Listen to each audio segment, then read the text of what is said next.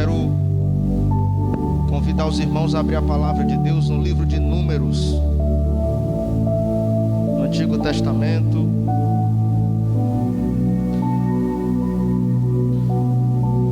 Livro de Números, capítulo de número 13.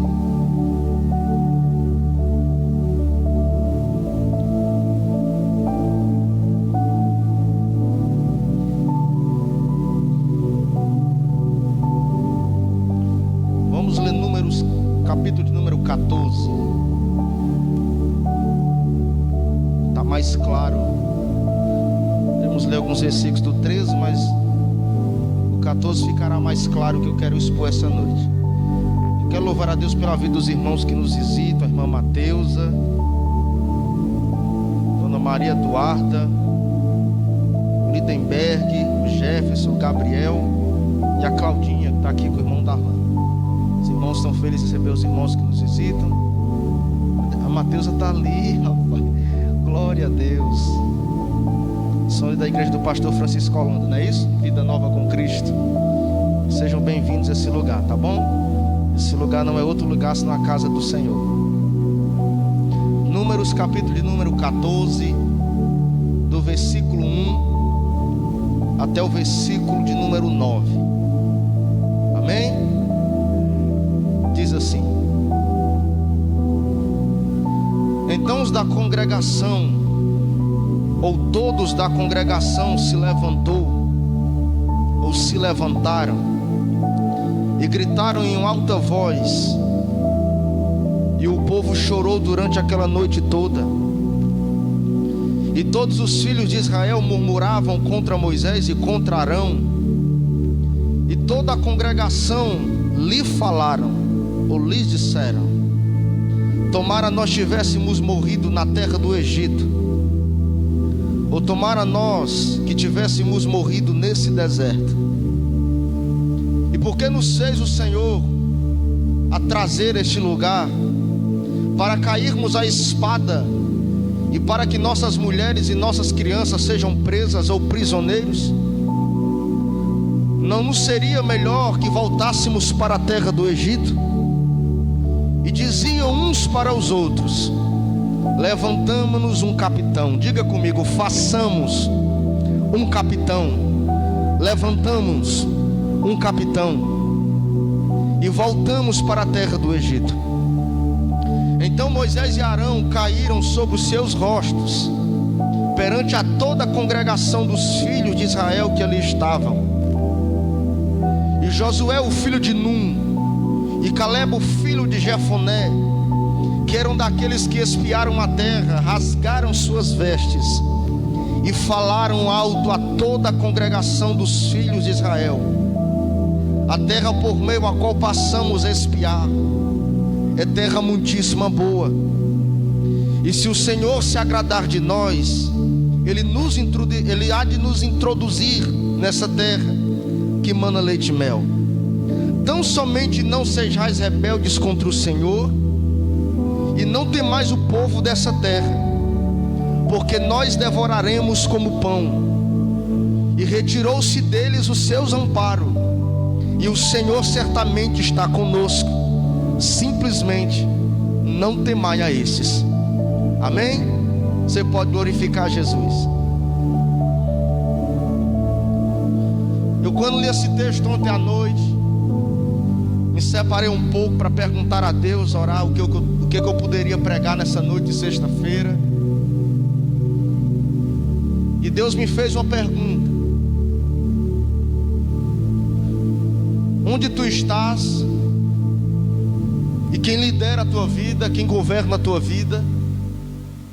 E Deus me mostrou tudo que Deus tem feito, tudo que Deus tem operado, tudo que Deus tem realizado, todas as proezas, todas as grandezas, as maravilhas que o Senhor tem feito. E eu, quando leio a Bíblia, eu sempre me faço uma pergunta a Deus, depois vou ler.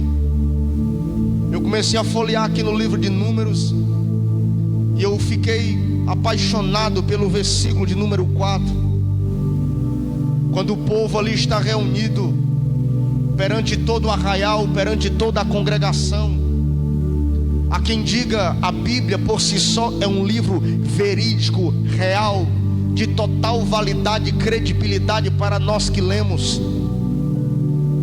Diz a Bíblia que quando o povo, ou Jacó, agora José sendo governador do Egito, ele se revela para seus irmãos e manda que seu pai Jacó, toda a sua casa venha a ser trazida para o Egito, para que ali sobreviva, para que ali viva, para que ali tenha pão, para que ali tenha sombra. E diz que Jacó viveu seus últimos dias de vida na terra do Egito. A Bíblia ela é verídica porque diz que nessa época eram cerca de 70 pessoas que subiram para a terra do Egito. Eram pouquíssimas pessoas que subiram para sobreviver na terra a qual Deus havia de resgatar o seu povo. Quando nós agora lemos o versículo de número 4, essa numerosa multidão que está agora dizendo uma para a outra, ela é por baixo, calculando por baixo, 3 milhões de pessoas. Ou seja, de 70 pessoas que vão para o Egito, escapar da escassez que agora assola toda a terra nos dias de José, Deus multiplica o seu povo. Deus faz com que o seu povo cresça. A Bíblia é bem clara quando diz no livro de Êxodo, capítulo de número 1, capítulo de número 2, que diz que os hebreus cresceram tanto, que Faraó teve medo do crescimento dos hebreus, ou do povo de Deus que crescia sobre a terra, que Faraó temeu ali um golpe de estado, ou uma revolução na terra do Egito. E diz que Faraó diz: mata todos os meninos machos do sexo masculino que nascerem, que matem a fio da espada.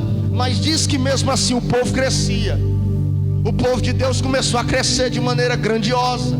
Deus dava crescimento ao seu povo. Deus multiplicava a semente do seu povo. O povo era escravo, trabalhava à base do açoite, da opressão, mas Deus dava crescimento ao seu povo.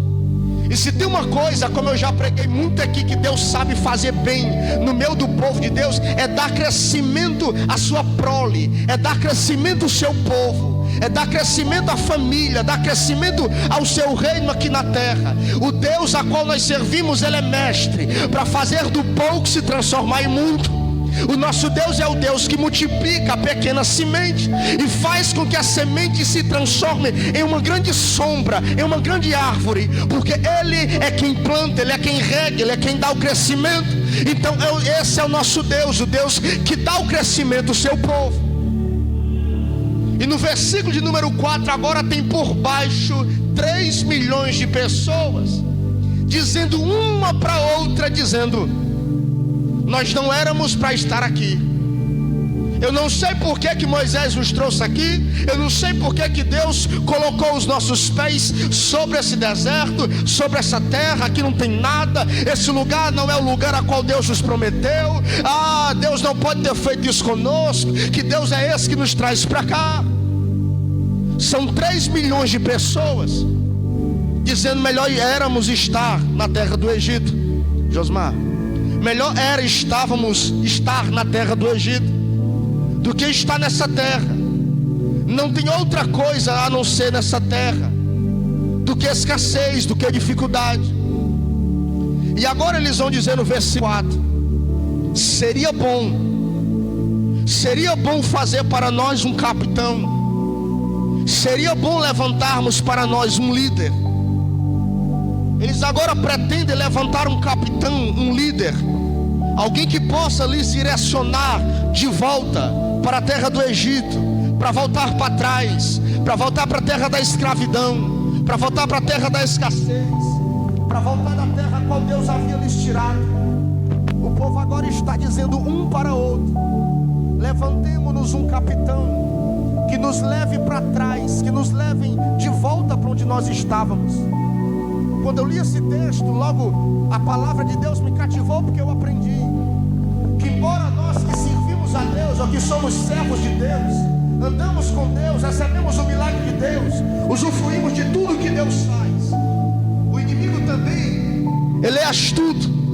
O inimigo que rodeia as nossas vidas, que rodeia aqueles que servem a Deus, E isso, Deus invadiu meu coração com esse sentimento, que não importa que eu sirva, que você sirva, que nós somos filhos de Deus ou filhas de Deus, em meio à caminhada que nós estamos agora, nesse percurso a qual nós estamos com Deus, firmados em Deus, o diabo também pode falar conosco. Pastor, que barbaridade é essa, pastor? O senhor está dizendo que nós que servimos a Deus também escutamos a voz do diabo? Sim.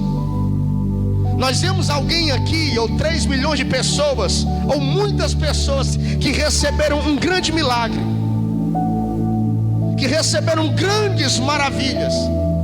Só no Egito Deus opera 10 maravilhas.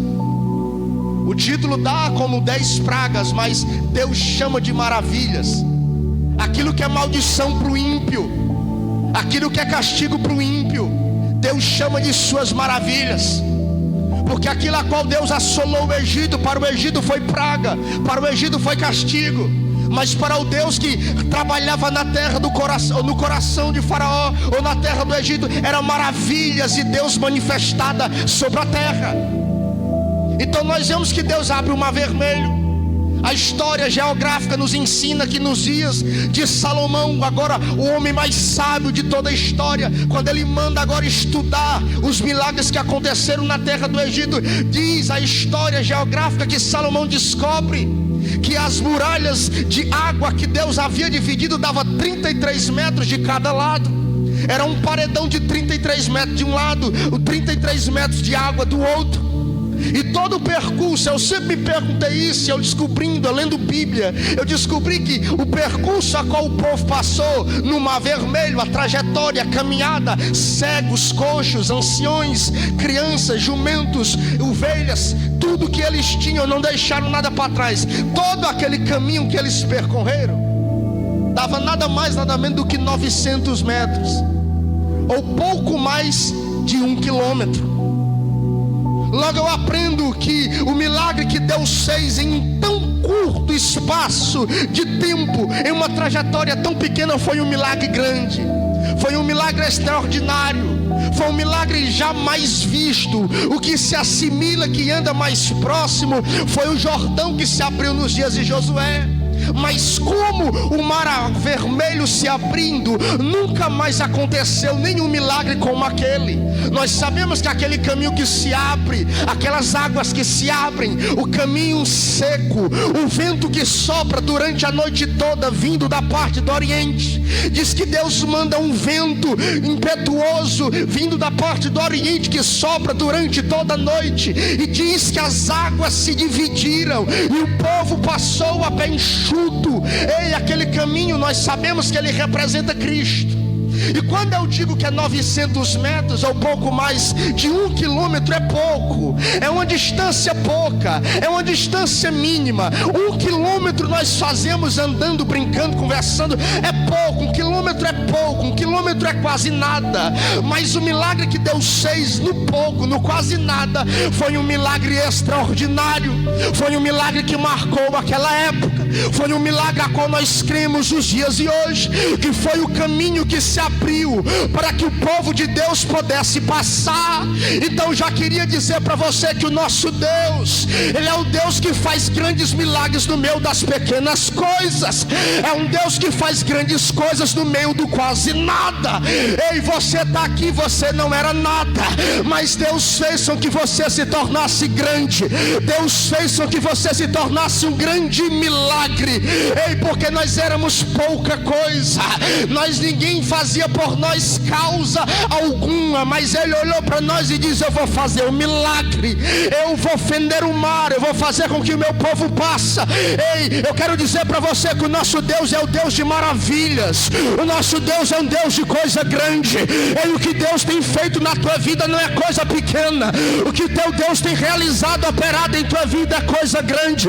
Prepara o seu coração coração essa noite para receber a palavra do teu Deus, porque o teu Deus quer fazer coisa grande. Na tua família Ele quer fazer rebuliço grande, no teu casamento Ele quer fazer milagre grande. Nas tuas finanças talvez tu diga que é pouca, que é pequena, mas Ele pode multiplicar as tuas moedas. Ele pode acrescentar na tua vida uma medida recalcada, transbordante, sacudida. O nosso Deus é um Deus de coisa grande.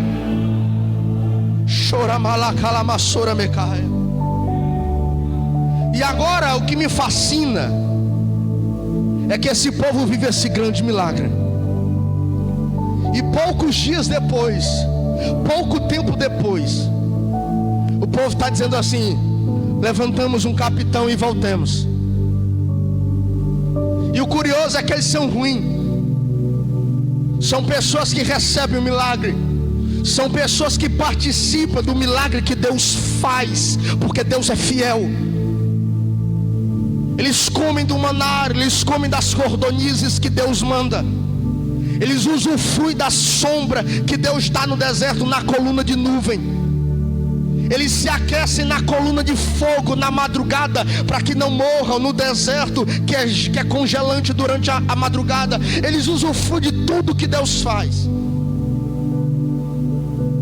Mas eles não estão contentes aonde Deus está levando eles. Levantemos-nos um capitão e voltemos. Levantemos-nos um líder e voltemos. Façamos um capitão de nós mesmos. Em outras traduções, escolhemos-nos um capitão entre nós mesmos e voltemos. Pergunta para quem está do teu lado: quem é que lidera a tua vida? E o curioso, irmão, é a palavra que eles dão: façamos-nos um capitão. Na hierarquia militar nós sabemos que o capitão é aquele que é subordinado ao general. É aquele, na hierarquia militar, tanto mundial como brasileira, em alguns países, principalmente no Brasil, o general é aquele que está acima do capitão. O capitão é subordinado pelo general. O general está em cima, ou seja, eles são ruins, eles usufruem do milagre, recebem no milagre, participam do milagre que Deus faz. Eles recebem de tudo que o Senhor opera. Tem coração endurecido, não se converteram ainda, não se arrependeram ainda, mas uma coisa eles sabem: que pode até levantar um líder, pode até levantar um capitão, pode levantar até alguém que os direcione, mas ninguém jamais pode substituir o lugar daquele que é o nosso general. E isso, a expressão que eles usam é fascinante. Eles dizem: levantemos-nos um líder, levantemos um capitão. Eles não dizem levantemos um general. Ou seja, ímpio existe dentro da igreja, ímpio existe fora da igreja. Mas seja servindo ou não servindo, seja tendo comunhão com aquele que faz o milagre, seja fora, seja dentro, todos sabem que não existe alguém que se compara com aquele que está nos conduzindo. Não existe ninguém que se compare com Deus a qual tem nos resgatado. Não existe ninguém que se compare com aquele que está acima de todos aqueles que nos lideram. Ou seja, eu sou o pastor dessa igreja, mas tem alguém que está acima de mim, o bom pastor. E aquele é o bom pastor. Ele diz que dá a vida pelas ovelhas, e diz que todas as ovelhas ele conhece cada uma pelo seu nome, e diz que todas as ovelhas são conhecidas dele. As ovelhas o conhecem, o seguem a voz do bom pastor. E ele diz também em João 10: todos que vieram antes de mim são ladrões, são salteadores, enganadores, porém eu sou o bom pastor, e todas as ovelhas que me deu ninguém arranca de minhas mãos. Ou seja, ei, o teu bom pastor é aquele que é maior do que todos. O teu bom pastor é maior do que aquele que tem cuidado de você, que sou eu. Ei, ele pode até ser ímpio aqui. Eles estão agora dizendo levantemos e façamos um capitão, mas eles não se atrevem a dizer levantemos um general, porque só existe um que manda em cima e que manda embaixo. O nosso general é aquele que manda na parte de cima, e o nosso general é aquele que manda na parte de baixo. pode ser ímpio, pode ser servo, mas ninguém se atreve a dizer que existe alguém como o nosso Cristo. Quando você abre Êxodo capítulo de número 14, versículo 19, diz que eles estão passando o mar vermelho. E diz que o anjo que ia na frente agora, quando Moisés toca as águas com o seu bordão, com o seu cajado, diz que o anjo que vai na frente, irmã Helene, agora o anjo passa para trás. Diz que em Êxodo 14, versículo 19, diz que o anjo vai na frente e o anjo vai atrás. O anjo vai atrás e o anjo passa para frente. O anjo está na frente, o anjo passa para trás. Ou seja, nós caminhamos dentro de um milagre. Você é um milagre, essa igreja é um milagre, você está servindo a Deus, é um milagre. Mas tem sempre o anjo de Deus nos guardando na frente, tem sempre o anjo de Deus nos guardando nas costas, tem sempre o anjo de Deus protegendo a nossa retaguarda, tem sempre o anjo de Deus protegendo a nossa vanguarda, a parte de trás. E tem sempre aquele que está nos preparando no caminho, na trajetória. Ou seja, o nosso Deus é um Deus que cuida daquele que está sendo o seu milagre. E o povo agora se reúne e diz: levantemos um capitão. Você sabia que embora você seja filho de Deus, embora você sirva a Deus, embora você escute a voz de Deus, embora você ore a Deus, você também pode ouvir a voz do diabo? Eles estão vivendo um tempo de milagre, e agora o diabo está falando pela boca deles. Então quero dizer para você essa noite: saiba diferenciar a voz de Deus e a voz do nosso adversário. O tema dessa mensagem essa noite é um capitão. Diga comigo: um capitão para nos fazer escravos. Diga: um capitão para nos fazer escravos. Eles agora são livres, estão passando por um processo agora de preparo para receberem algo da parte de Deus, que é a terra que manda leite e mel. Eles agora são livres, têm liberdade, porque quem anda com Deus tem liberdade. A proposta de Deus para Faraó era essa: libertai o meu povo, deixar o meu povo ir para que faça festa para mim no deserto. Libertai o meu povo para que sacrifique a mim no deserto. Libertai o meu povo para que haja adoração para mim no meio do deserto. Ou seja, no meio do deserto nós temos liberdade. Mas agora eles estão querendo levantar um líder, um capitão, para que esse líder possa novamente fazer deles escravos. E nós temos que aprender de imediato que servir a Deus, ou nas primeiras dádivas, privilégios, como eu disse ontem na casa de Benção orando, uma das principais coisas que o Senhor pôde nos dar depois que nós nos rendemos a Ele, foi a liberdade, o direito de escolha. Porque quando eu não tenho Jesus ainda, eu opto por escolher aquilo que eu não tenho opção de escolher. É isso que fala sobre o livre-arbítrio. Quando eu não tenho Jesus ainda, eu tenho uma aparente liberdade de escolher o que eu quero, só que eu não posso escolher o que eu quero, porque eu sou dominado. Isso é livre-arbítrio. Livre-arbítrio nos ensina que eu só tenho a capacidade de escolher o bem e o mal quando eu agora tenho Cristo em minha vida e sou regenerado. Ou seja, livre-arbítrio só tem aquele que já se entregou a Cristo. Quando você agora é de Cristo, as escamas caíram dos seus olhos, o jugo da escravidão saiu dos seus ombros, e agora o livre-arbítrio nos ensina que agora sim, eu tenho uma capacidade de escolher, porque eu sei a diferença entre o bem e o mal.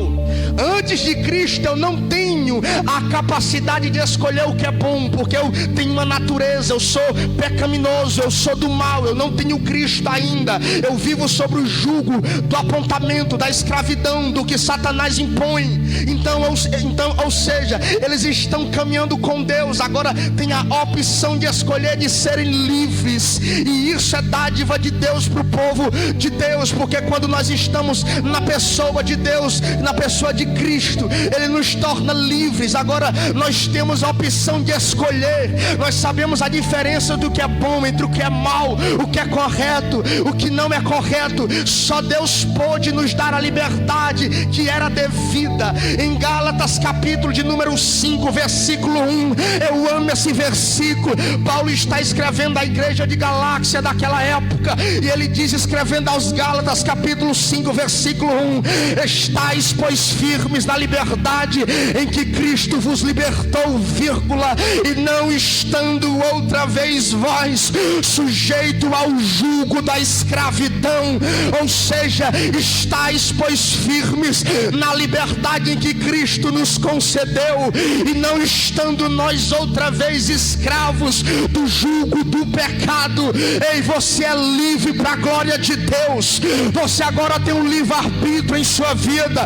Ei, a acusação do diabo não te importa mais. O que Satanás está dizendo agora, que você não pode nem dar uma aleluia, que você não pode nem glorificar a Deus, já caiu por terra pelo sacrifício de Jesus Cristo. Toda acusação está destruída, dissipada, aniquilada. Ei, os pés do nosso Cristo foi ferido, Ele esmagou a cabeça da serpente. Ei, Ele gritou na cruz: está consumado. Ele nos deu a garantia de vitória. E agora Paulo diz, escrevendo aos Coríntios, no capítulo de número 15: onde está a morte, a tua vitória? Onde está a morte, o teu aguilhão? Aí ele termina dizendo: graças ao nosso Senhor Jesus Cristo, que é Ele quem nos dá a vitória. Você é livre. Diga para quem está do teu lado, diga assim: ei, meu irmão, você é livre. Você é livre. Eles estão levantando um líder, um capitão, para fazer novamente daquele povo escravo. A primeira lição que nós iremos aprender, o que nós extraímos desse texto, é que não podemos voltar para o Egito, porque Egito não é opção e nunca será opção para quem é filho de Abraão. Diga comigo: para o Egito eu não volto mais. Para o Egito, diga, para o Egito eu não posso voltar, porque Egito, diga, porque Egito não é opção para quem é filho de Abraão. Você lembra quando a Bíblia diz que os filhos de Israel clamaram ao Senhor, e o Senhor o escutou o clamor do povo? E diz que Deus fez lembrar a promessa que havia feito a Abraão, a promessa que havia feito a Isaac, a promessa que havia feito a Jacó. Ou seja, nós temos uma promessa. E quando Deus faz uma promessa a Abraão, Ele diz: Abraão, olha para a areia da praia, tu pode contar cada grão que está sobre a margem da praia. E diz: posso não, Senhor. Assim serão os teus filhos, descendentes como a areia dessa praia, que tu não pode contar. Deus leva Abraão de madrugada, quando ele está dormindo. Abraão perde o sono, e eu vejo Abraão olhando dentro da tenda com Sarai, querendo dormir de madrugada, e ele não consegue dormir. Aí a voz do Senhor, do Eterno, do Senhor de Yahvé, clama dizendo: Abraão, sai de tua tenda. E diz que Abraão agora sai da tenda, olha para os céus e diz: o que é que tu vê? Eu vejo estrelas nos céus. Assim serão os teus descendentes, a qual não poderão ser contados, de tão numerosos. Observe que Deus chama Abraão de dentro da tenda, porque na tenda a visão dele é encoberta, ele não vê nada dentro da tenda. Ei, para nós sairmos e termos visão de Deus, nós precisamos sair da tenda, a tenda da limitação. Eu não sei qual é a tenda que está limitando a tua comunhão com Deus, eu não sei qual é a tenda que está impedindo de você ouvir a voz de Deus, mas essa noite Deus nos trouxe aqui para te dizer: sai da tenda, Abraão, sai da tenda, Sarai, sai da tenda, Isaac, sai da tenda, Jacó. Olha para cima, o que eu tenho para a tua vida é da parte de cima. Olha para cima, porque o que eu tenho para ti é da parte do alto. Ei, você precisa sair da tenda essa noite. Talvez seja da tenda da depressão, da tenda da ruína, a tenda do divórcio, a tenda do desânimo. Só que essa noite o teu pai te chama para fora, o teu pai te chama para fora da tenda. Só quem quer a tenda, levanta a mão para cima, dê um grito de aleluia, me ajuda a pregar aí, vai. Glorifica aquele que está te chamando para fora da tenda. O teu pai está te dizendo: sai para fora, porque eu quero falar contigo. Nós somos a descendência de Abraão. Nós somos do povo a qual Deus fez uma promessa. E a primeira regra básica, o primeiro ensinamento é esse: eu não posso ser liderado por um capitão que vai me levar de volta para o Egito, porque Egito não é lugar para quem é filho de Abraão. Ou seja, eu digo aqui para você essa noite: para o Egito você não pode mais voltar, para trás você não retrocede mais, para a casa de Faraó você não pode voltar mais, para a casa de Ramsés você não volta mais, para a casa da escravidão você não volta mais, para a terra das pirâmides você não volta mais, para a casa do mundo a qual um dia te assolou você não pode voltar mais. Você é filho de Abraão, e filho de Abraão não pode retroceder. Egito não é casa de filho de Abraão, é Canaã que nos espera, é a terra em que o cananeu está preparando. Mas pastor, a Bíblia diz que os gigantes preparavam a terra a qual Deus havia dado, profetizado para que fosse o seu povo. Tinha gente dominando a terra. E daí, irmão? E daí que tinha gente usufruindo do que era nosso, do que Deus havia liberado para nós. Deixa quem Deus colocou lá para preparar a terra para o seu povo. Ou seja, tem gente que está cuidando de situações, problemas, está passando por situações controversas, está lutando, remando contra a maré, está dando murro em ponta de faca, e você não está deixando Deus trabalhar na vida do ímpio. Ei, tem ímpio que Deus coloca em nossa vida, que através desse ímpio Deus vai nos abençoar depois. Deus vai nos abençoar através da vida do ímpio. Deixa que o gigante lave a terra, deixa que o gigante trabalhe a terra, deixa que o gigante are a terra com os bois que está na terra, porque Deus está preparando o que é nosso, Deus está preparando o que é do povo de Deus. Deus está preparando uma bênção para você. Se você tem caminhado com Deus nessa terra, se você tem lutado para se libertar do Egito, Deus está preparando uma terra que emana leite e mel, preparando uma bênção para você mais na frente. A primeira regra é essa: que Egito não é lugar para quem é filho de Abraão. Filho de Abraão não pode ser detido, filho de Abraão não pode ser dominado. Você sabia que os filhos de Israel, ou os hebreus, só passaram 430 anos no Egito? Porque Deus havia dito que seria 430 anos.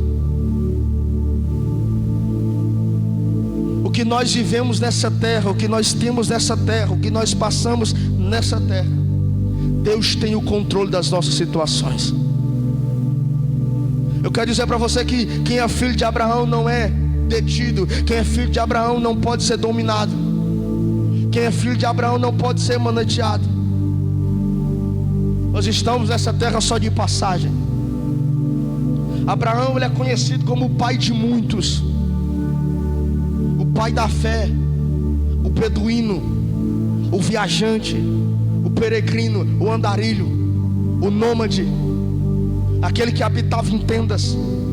Habitava em tendas porque ele passava uma semana, 3 meses ali, 4 dias aqui. Quando Deus falava, dizendo: Abraão, desmonta as tendas, desmonta as barracas e vai, ele ia. Esse é o tipo de crente que nós temos que ser, desapegados, para quando Deus falar conosco, nós dizer: sim, Senhor, eis-me aqui. Abraão, ele é peregrino na terra, e o Egito não pode nos segurar, o Egito não pode dominar você, o Egito não pode deter você, o Egito não pode manejar a minha vida, a vida da igreja. Por Egito nós não voltamos mais. Nós somos andarilhos nessa terra, nós somos livres, nós somos filhos de Abraão, nós estamos nessa vida só de passagem. 1 Pedro capítulo 2, versículo 9 ao 11, uma epístola universal. 1 Pedro capítulo 2, versículo 9 ao 11, Pedro diz: mas vós sois a geração eleita, o sacerdócio real, a nação santa, o povo adquirido, para que anuncieis as virtudes daqueles que vos chamou das trevas para a sua maravilhosa luz. 10. vós que em outro tempo não era um povo, mas agora sois povo de Deus, que não tinha alcançado a misericórdia, mas agora alcanceis a misericórdia de Deus. 11. Amados, eu vos peço, como peregrinos e forasteiros, que tenhais cuidados com as concupiscências da carne, com as paixões da carne, que sempre estão lutando contra a nossa alma. Ei, Pedro está dizendo: eu rogo a vocês, como peregrinos e forasteiros nessa terra, que tenhais cuidado com as paixões da carne, com os sentimentos da carne, com aquilo que está dentro de nós e nos induz a dar lugar à carne, porque esses sentimentos lutam contra a nossa alma todos os dias. Ou seja, a carne não pode me dominar, a escravidão não pode me dominar, o Egito não pode me dominar, o pecado não pode mais me dominar. E ele diz no versículo de número 9: vós sois a geração santa, o povo eleito, adquirido, para que anuncieis as grandezas daquele que nos chamou das trevas para a sua maravilhosa luz. Ele nos arrancou das trevas e agora nos fez brilhar. Como é que ele nos faz brilhar, pastor? Ele nos arranca das trevas e agora nos faz brilhar para que nós glorifiquemos o seu nome. Ei, todas as vezes que você diz não ao pecado, você está brilhando, o nome de Deus está sendo glorificado. Todas as vezes que você diz não ao Egito, todas as vezes que você diz não ao capitão, todas as vezes que você diz não à sua carne, você está brilhando. Você está dizendo: glória seja dada a Deus nas alturas, hosana, bendito o nome daquele que vem, em nome do Senhor. Todas as vezes que você luta, domina a sua carne, diz não para o capitão que quer te levar de volta para o Egito, você está brilhando. Deus está sendo glorificado através da sua vida. É isso que Pedro está dizendo no versículo 9: ele nos chamou das trevas para a sua maravilhosa luz. Agora nós brilhamos e o pecado das trevas não pode mais ofuscar o brilho da glória de Cristo que está em tua vida. Ei, não perca o brilho de Deus que está em tua vida. O pecado não pode roubar o brilho de Deus que está perante a tua face. Tem gente que perde a presença de Deus por causa do pecado. E ele diz no versículo número 11: eu rogo-vos, como peregrinos, como forasteiros, que vocês tenhais cuidado. Diga para quem está do teu lado assim: meu irmão, tenha cuidado. Tenha cuidado com as paixões da carne, que sempre lutam e sempre estão lutando contra a nossa alma. Você sabia que às vezes é eu que dou ouvidos ao capitão que quer me levar de volta para o Egito? Pedro está dizendo assim: tenhais cuidado com os sentimentos, as paixões da carne, que sempre lutam contra a minha carne. Alguém me procurou há algum tempo e disse: pastor, depois que eu aceitei Jesus, a luta tem aumentado, pastor. É uma batalha travada. E até nós estarmos vivos, até Ele vir para nos buscar, ou até eu descer a sepultura, eu serei tentado. O capitão que quer me levar de volta para o Egito vai se levantar, vai falar comigo muitas vezes, mas eu vou ter cuidado, porque agora eu brilho, eu tenho presença de Deus em minha vida. É por isso que o capitão se levanta. Você tem presença de Deus em tua vida, é por isso que Ele quer apagar o teu brilho, é por isso que Ele quer apagar a chama do Espírito Santo que está em tua vida. Não deixe o capitão do Egito apague a chama do Espírito Santo que está em você. Você é forasteiro nesse mundo, peregrino nessa terra. O Egito não pode mais os dominar. O Egito não pode mais deter quem é filho de Abraão. Quem é filho de Abraão é peregrino. Quem é filho de Abraão não tem moradia fixa. Quem é filho de Abraão não se deixa deter pelo que tem. Quem é filho de Abraão é peregrino, é forasteiro, é andarilho nessa terra. Não se deixa dominar pelas conquistas, pelo trabalho, pelo que alcança na vida. vida, não se deixa se dominar pelas coisas que ele está conquistando na vida. Você é peregrino, você não tem residência fixa nessa terra. A tua pátria é o céu. Você é filho daquele que é dono do céu. Deus nos fez a promessa que ele voltaria para nos buscar. Ele disse que naquele lugar teria morada para os seus filhos. Certamente ele vem buscar o seu povo. O que eu não posso fazer, pastor, é eu deixar com que o capitão que quer me levar de volta para o Egito tirar essa esperança da minha vida, porque eu sei que aquele que me fez a promessa, ele me disse: vinde a mim todos que estáis cansados, sobrecarregados, eu vos darei alívio, eu vos darei descanso. Eu sou humilde e manso de coração, o meu jugo é suave, o meu fardo é leve. Ele está dizendo: seja livre, todo que se achegar a mim seja livre. É o que Jesus está dizendo. Quem estiver cansado, sobrecarregado, oprimido, com acusações do diabo, ele está dizendo naquela época, falando sobre o jugo da lei, ele está combatendo os fariseus, os escribas, os doutores. Ele está dizendo: aquele que estiver cansado de servir esse evangelho fajuto, essa lei corrompida por esses homens, vinde a mim, todos que estáis cansados, sobrecarregados, eu vos darei alívio. Vocês serão livres, vocês serão totalmente livres. Ei, você é livre, você nasceu para ser livre, você aceitou Jesus para ser livre. Ei, pastor não domina ninguém, quem domina é Jesus, e quando ele domina, você é livre. Quando o pastor dos pastores domina, você é livre. Quando o pastor dos pastores revela a você o que é errado, o que é certo, você não faz porque o pastor da igreja vai ficar com raiva, vai pegar no teu pé, não. É porque o pastor dos pastores diz: você é livre, você faz se você quiser, você é livre. Eu quero declarar essa noite: você é livre. Ei, você é livre para a glória de Deus. O pecado não te assola mais. Você é livre, você é livre. Para de viver essa vida de escravidão, de opressão do inferno. A Bíblia também nos ensina, o segundo ensinamento desse texto é que nós não podemos voltar ao Egito, porque voltar ao Egito, para quem já está no meio do caminho, para quem voltar ao Egito com o capitão, é um ato de covardia. Diga-se comigo para si mesmo, diga-se comigo: eu não sou covarde. Eu sou descendente de Abraão. Você sabia que para trás é covarde? Olha o que diz o versículo de número 31. Leia comigo 31 do capítulo de número 13. 31, versículo número 31 do capítulo 13. Mas os homens que subiram, 10 homens falando, mas os homens que subiram com Josué, com Caleb, disseram: não podemos lutar contra aquele povo, porque aquele povo é mais forte do que nós, porque aquele povo é mais forte do que o nosso povo.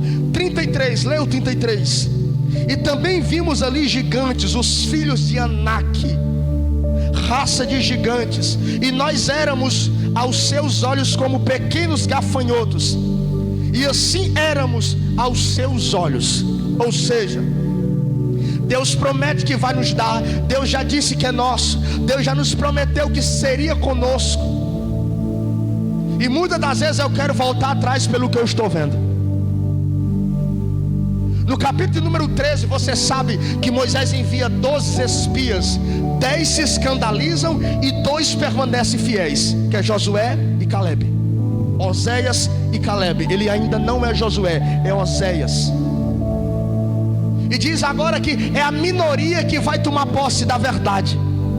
Isso também é bíblico. A minoria é aquele que vai alcançar a verdade. A minoria é aquele que vai deter para si a verdade. Nós vemos que são 12 homens, 10 se escandalizam e 2 permanecem fiéis. É por isso que a Bíblia diz que muitos são chamados, mas poucos, 2 são os escolhidos. Se você toma posse da verdade que o gigante é grande, que a terra é terra que assombra aquele a qual você está vendo, o que Deus lhe prometeu para você, e você se vê digno de alcançar, mas você crê que Deus pode lhe introduzir na terra, na promessa que Deus te deu. Se você crê, se você toma posse que Deus pode cumprir tudo o que Ele disse que ia cumprir para você, você é daqueles a qual permanece fiel. Deus vai te conceder a promessa que Ele tem te feito. Não seja como aqueles que se escandalizam escandalizam, que ficam pelo caminho, que retrocedem, porque no reino de Deus é sempre a minoria que vai fazer a diferença, é sempre a minoria que vai tomar posse da palavra, é sempre a minoria, o menor número que vai dar crédito que saiu da boca de Deus. Se você é minoria aqui essa noite, levante a mão para cima e diga: Deus, eu tomo posse. Diga: Deus, eu tomo posse daquilo que o Senhor me prometeu. Diga: Deus, eu tomo posse daquilo que o Senhor me prometeu.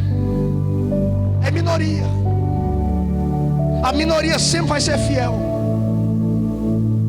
E eu não posso mais voltar para o Egito, irmão, porque voltar para o Egito é um ato de covardia. Ou voltar para o Egito com o capitão que eu mesmo levantei é um ato de covardia.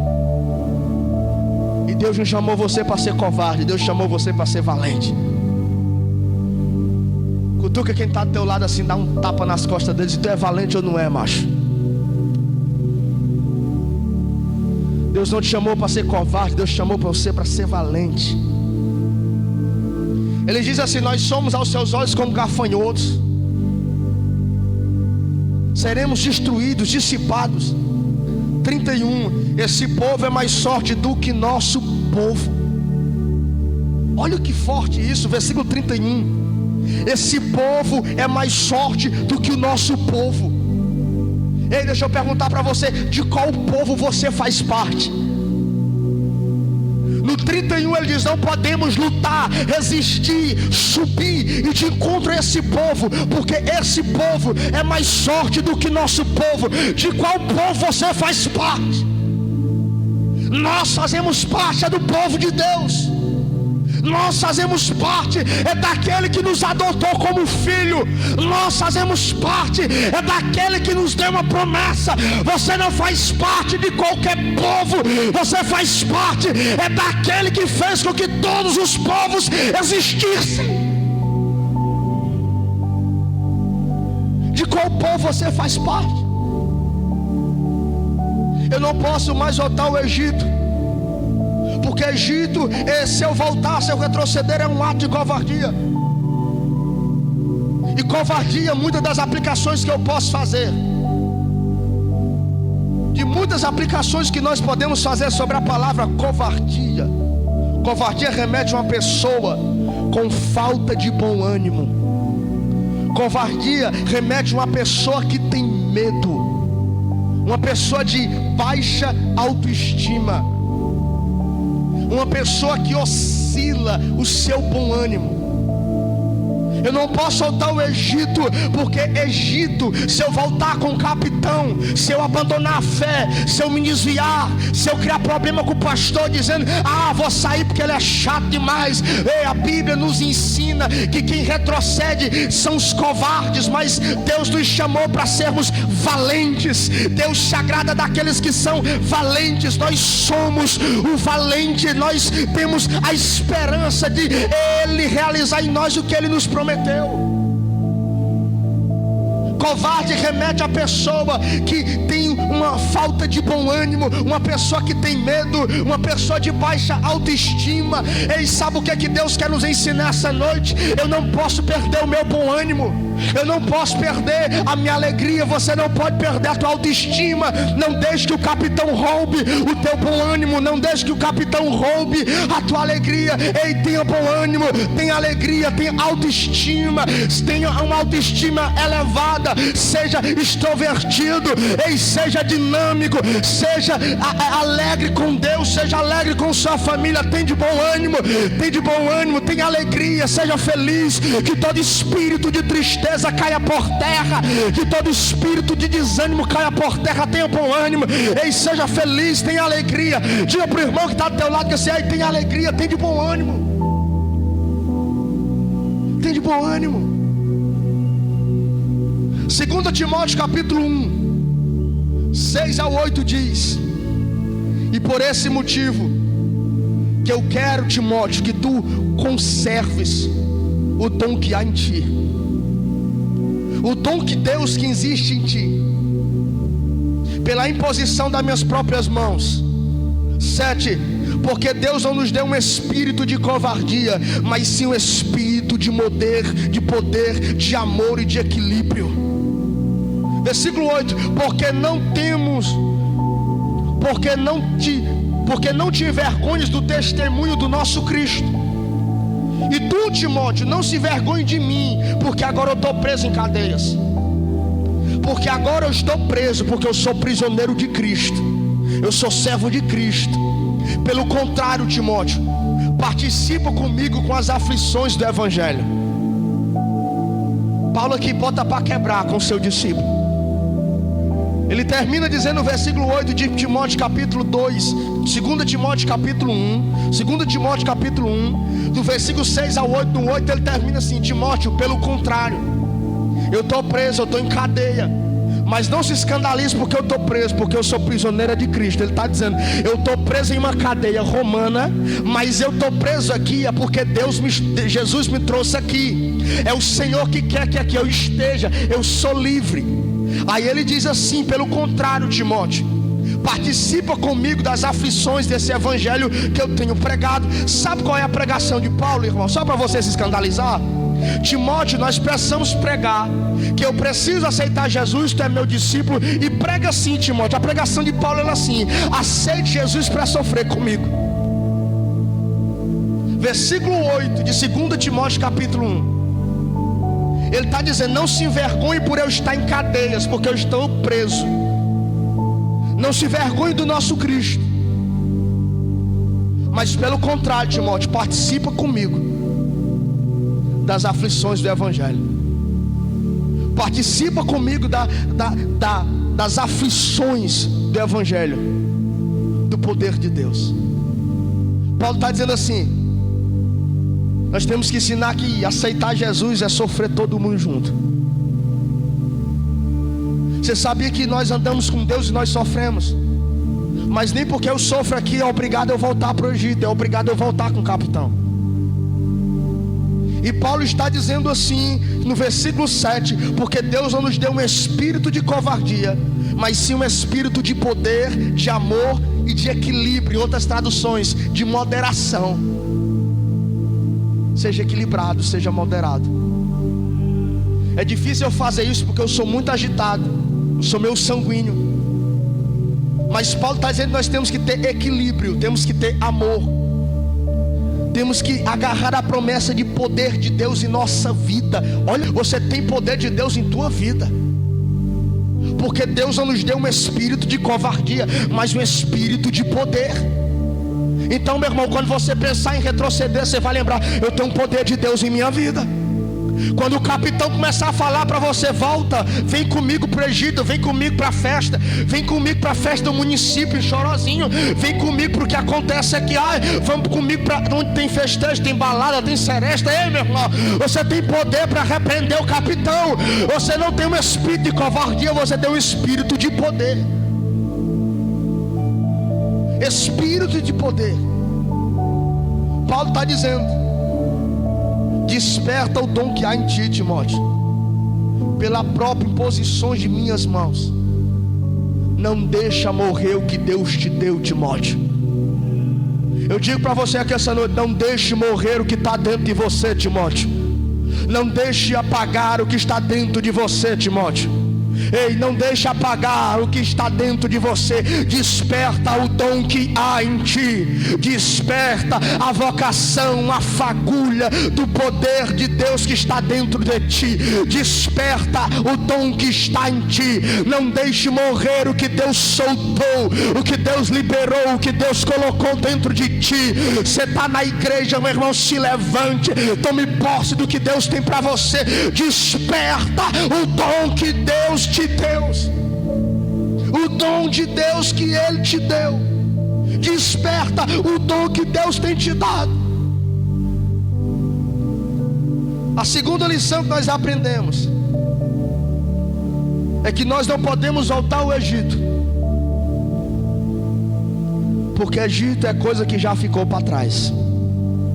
Fique de pé em nome de Jesus, com a Bíblia aberta na mão. Diga assim comigo: eu não posso mais voltar ao Egito, porque o Egito já ficou para trás. Você não pode mais voltar, irmão. Olha o que diz o versículo de número 2, versículo 2 do capítulo 14.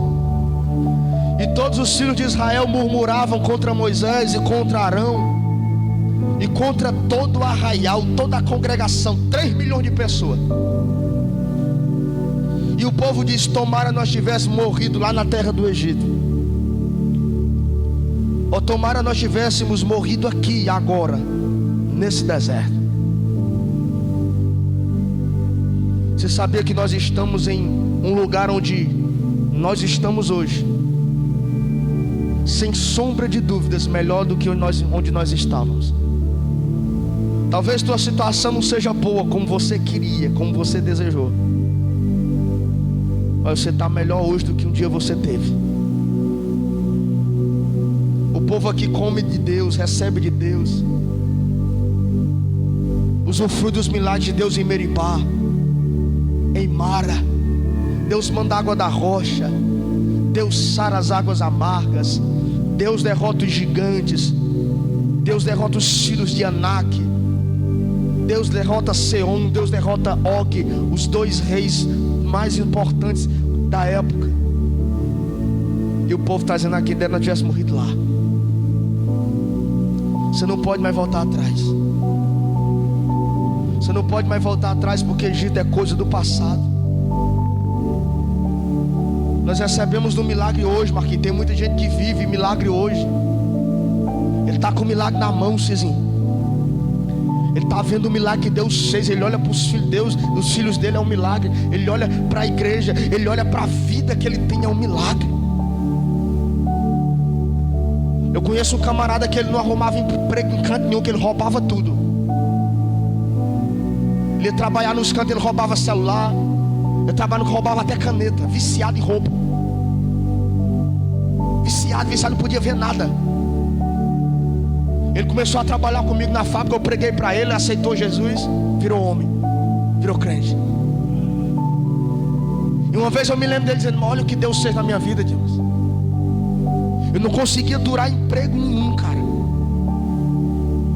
Só em eu ter um emprego, ele dizendo, chorando comigo, com essa de doido, debaixo de uma árvore, 12 horas antes do portão da fábrica abrir, ele chorando, agarrado comigo, a gente cheio de Espírito Santo, 12 horas em ponto, debaixo de uma árvore, lá no Canindé, 30 graus debaixo de uma sombra. Ele chorando, agarrado comigo, dizendo: só em eu ter um emprego, Dimas, para mim já é um milagre. Você sabia que tem gente com milagre na mão, vivendo um tempo de milagre, e ele está dizendo assim: não é bom não, me ora lá atrás. Era bom, era naquela época. Era bom, era naquele tempo. Tem gente que está aqui servindo a Deus, mas diz: era bom na época daquele pastor. Tem gente que troca de igreja e não é porque meu pastor mudou, vou mudar também. E aí, meu irmão, sabe o que a Bíblia diz em Eclesiastes capítulo 7, versículo 10? Nunca mais esqueça desse versículo. Eclesiastes capítulo 7, versículo 10. E nunca digas, porque os dias do passado foram melhores, ou são melhores dos dias de hoje. Porque não é bom fazer esse tipo de pergunta para si. Salomão dizendo: nunca diga que foram bons dias do passado, que foram melhores aqueles dias do que os dias de hoje. Porque não é bom fazer esses tipos de pergunta para si mesmo. Sabe o que Salomão está dizendo? Não deixe de viver o dia de hoje pelo aquilo que vocês viveram mal vivido no passado. Eu sabia que o pecado nos atrai, o que nós fizemos lá atrás nos atrai. Tem coisas que você fez lá atrás, você é crente agora, você dorme, você tem pesadelos, não precisa levantar a mão, que eu sei que é. Coisas que eu fiz lá atrás, coisas que você fez lá atrás, há 10, 15, 20, 30 anos, assolam às vezes a nossa vida. Não tenha prazer naquilo que para trás ficou. Não diga que lá atrás foi bom. O bom de Deus é hoje. O bom de Deus é agora. Sabe por que Salomão está dizendo que nós não devemos fazer esse tipo de comentário? Eclesiastes capítulo 7, versículo 10, ele diz: nunca vos diga, porque os dias do passado foram melhores do que os dias de hoje. Porque não é bom fazer esse tipo de pergunta para si mesmo. Sabe por quê? Porque para eles, para um judeu autêntico, todos os dias que Deus dava era uma bênção. Todos os dias que Deus dava era um milagre. Ou seja, eu estou aqui pregando, você está aqui nesse culto, é um milagre, é uma bênção. Então o que você já viveu atrás, irmão, foi um milagre que Deus lhe concedeu atrás. Mas você tem que viver o hoje, você tem que viver o agora, você tem que se conter com o que Deus está fazendo agora. Você é um milagre no tempo de hoje. Os teus filhos são uma bênção no tempo de agora. Essa palavra está abençoando tua vida hoje. Amanhã vai ser outra palavra. A palavra que te abençoou atrás tem validade até o dia que não se cumprir. Mas se já se cumpriu na sua vida, enterra ela, toma posse de uma nova palavra. Deus tem um vinho novo para a nossa vida. Deus não coloca remendo novo em roupa velha. Deus não coloca vinho novo em odre velho, porque o odre arrebenta e acaba estragando todo o vinho. O que o nosso Deus tem é um Deus de coisa nova. O que o nosso Deus tem para fazer é um Deus que manifesta todas as coisas novas. O que Deus tem para fazer é novo. O que Deus quer te dar é novo. O dia de hoje é um dia novo. Amanhã será um dia novo. Não diga que lá atrás foi bom. Bom é agora. Bom é hoje. Sabe por que muitas das vezes o dia de hoje não é bom? Porque eu não vivo o dia de hoje com Deus como eu deveria viver. O teu dia será bom quando Deus fizer parte do seu dia. Nunca vos diga que lá atrás foi bom. O bom é hoje. Diga para quem está ao teu lado e vamos orar. Diga assim para o teu irmão: lá atrás não foi bom não, irmão.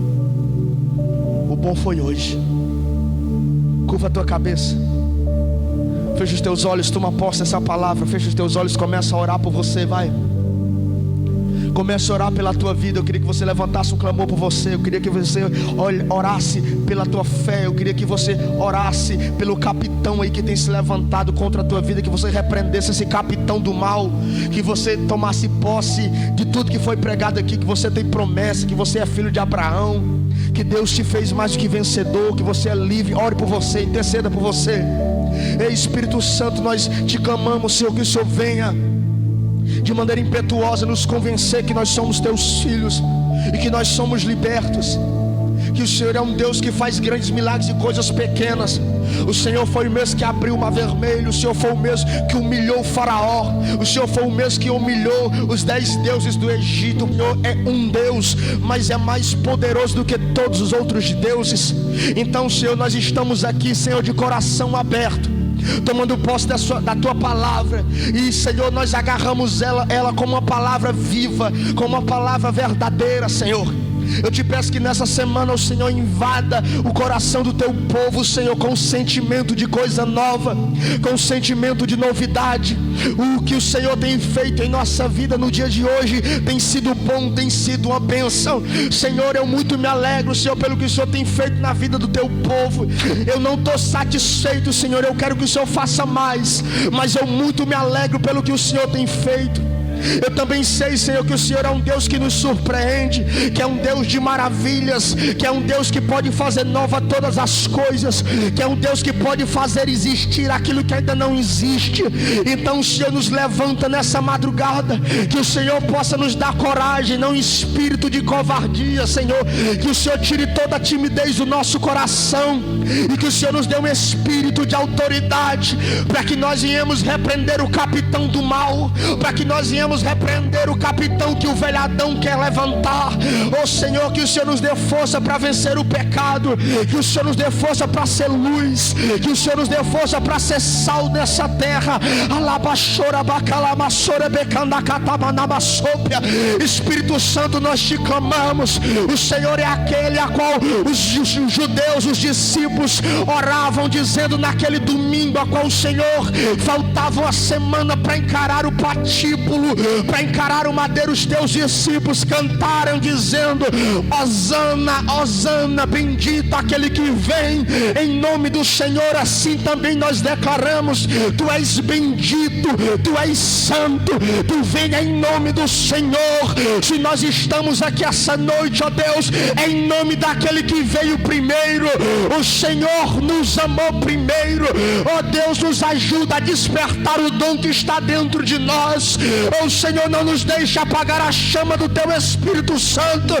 Ó Senhor, que o Senhor possa repelir todo o mal, que o Senhor possa repelir toda a treva que essa noite, espírito de morte, espírito de depressão, trabalho de macumbaria, feitiçaria, meu Deus, que o Senhor possa